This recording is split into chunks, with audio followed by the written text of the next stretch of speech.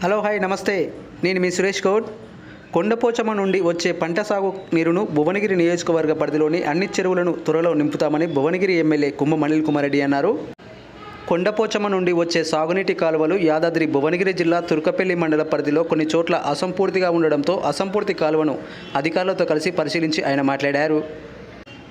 రైతులకు ఎలాంటి ఇబ్బందులు లేకుండా చెరువులను నింపుతామన్నారు. పంట సాగు కాలువలో భూములు కోల్పోతున్న రైతులకు కూడా ప్రభుత్వం పూర్తి స్థాయిలో న్యాయం చేస్తుందన్నారు. ఈ కార్యక్రమంలో యాదాద్రి భువనగిరి జిల్లా గ్రంథాలయ చైర్మన్ అవైస్ చిస్తి, కాంగ్రెస్ భువనగిరి మండల అధ్యక్షులు ఎలిమినేటి కృష్ణారెడ్డి, టీపీసీసీ ప్రధాన కార్యదర్శి పోత్న ప్రమోద్ కుమార్, భువనగిరి మున్సిపాలిటీ చైర్మన్ పోతంశెట్టి వెంకటేశ్వర్లు, కాంగ్రెస్ నాయకులు కనుకుంట్ల బాబురావు, సిపిఎం పార్టీ నాయకులు దయ్యాల నరసింహ, పాండాల మైసయ్య తదితరులు పాల్గొన్నారు. ఇక్కడ మన భువనగిరి నియోజకవర్గానికి సంబంధించి భువనగిరి మండల్ వడపర్తి గ్రామానికి ఆ చెర్లకు నీళ్ళు రావాలంటే ప్రతి సంవత్సరం కూడా ఇబ్బంది అవుతుంది.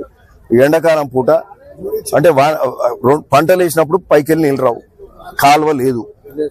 అంటే మరి ఇక్కడ ఏది గజ్వేల్కి వెళ్ళి మన ఇక్కడికి వెళ్ళి ఏది కొండపోచమ్మ నుంచి నీళ్ళు రావాలంటే మర్కూక్ మండల్కి వెళ్ళి ఈ కాలువ ఉంది, తుర్కపల్లి మీదుగా ఈడదాకా కాలువ ఉంది. ఇప్పుడు వచ్చి చూస్తే మాకు అర్థమైంది నీళ్లు ప్రతిసారి రైతులు ఇబ్బంది పడుతున్నారు. పోయినసారి గేట్లు తీస్తే ఆ నీళ్లు కిందికి వదిలితే ఇక్కడ రాయన్ చెరువు మీదకి వెళ్ళి కిందికి ఆగా చెరువుకు పొలాల మీదకి వెళ్ళి పడి కొద్ది రోజులు వచ్చినాయా?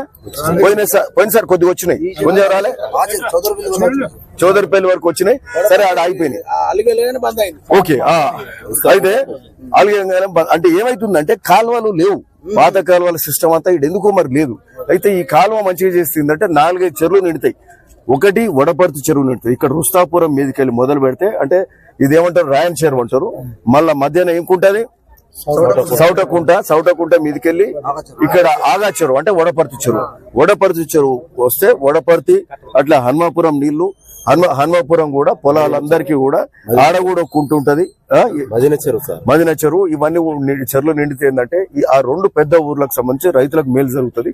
అట్లనే ఈ నీళ్లు పోయి మళ్ళీ ఏమైతుంది వడపర్తి కత్వాల పడతాయి. వడపర్తి కత్వాల పడితే ఆడికెళ్ళి భువనగిరి చెరువు నిండుతుంది. భువనగిరి చెరువు ఆ రాసకాల్వలకి వెళ్ళి పోతే నీళ్లు అనంతారం నిండుతుంది, తాజ్పూర్ నిండుతుంది, అనంతారంలో ఉన్న 3 కుంటలు నిండుతాయి.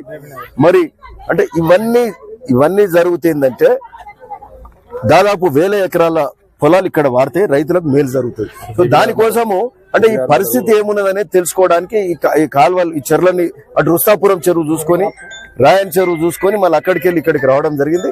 కెనాల్ ఇక్కడికి వచ్చి అయిపోయింది. అంటే ఆడ 0 కిలోమీటర్ల నుంచి 17 కిలోమీటర్ల కాలువ ఆగింది. కిందికి 24 కిలోమీటర్ల వరకు పోతే ఆడికెళ్ళి డిస్ట్రిబ్యూషన్ నెట్వర్క్ ద్వారా ఈ చెర్లనే నిండుతాయి.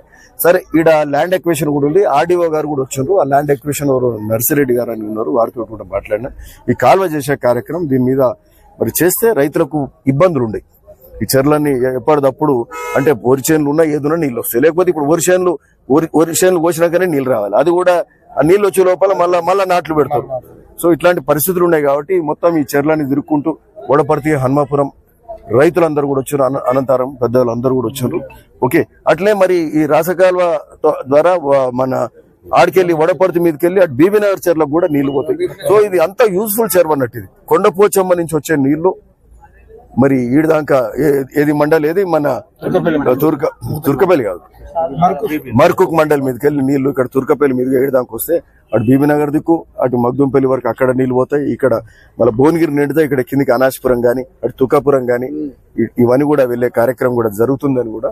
సో దీని మీద మనం ఈ కార్యక్రమం సక్సెస్ఫుల్ గా చేద్దాం.